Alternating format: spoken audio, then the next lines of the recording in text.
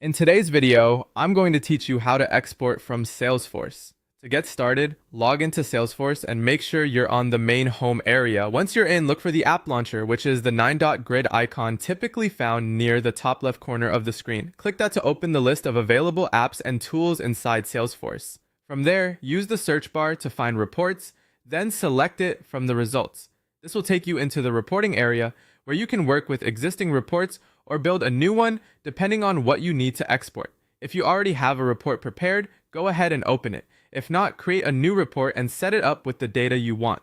Before exporting anything, take a moment to apply any necessary filters.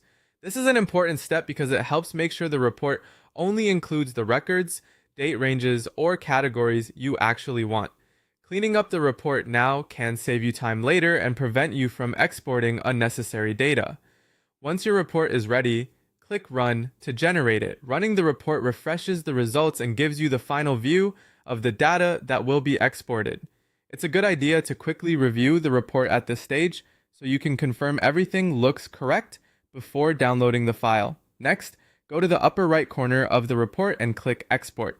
Salesforce will then give you export options to choose from. You'll typically see Formatted Report and Details Only. Formatted Report is the better choice if you want to preserve the visual layout and structure of the report. Details Only is best if you want the raw underlying data without extra formatting, especially if you plan to sort, analyze, or manipulate the data in another tool.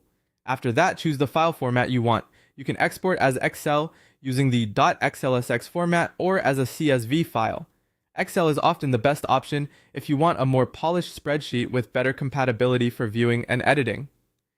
CSV is useful if you need a simpler file type for data imports, database work, or lightweight analysis. Once you've selected both the export type and the file format, click Export again and save the file to your computer. Make sure to save it in a location you can easily find later, especially if you'll be sharing it or using it in another workflow.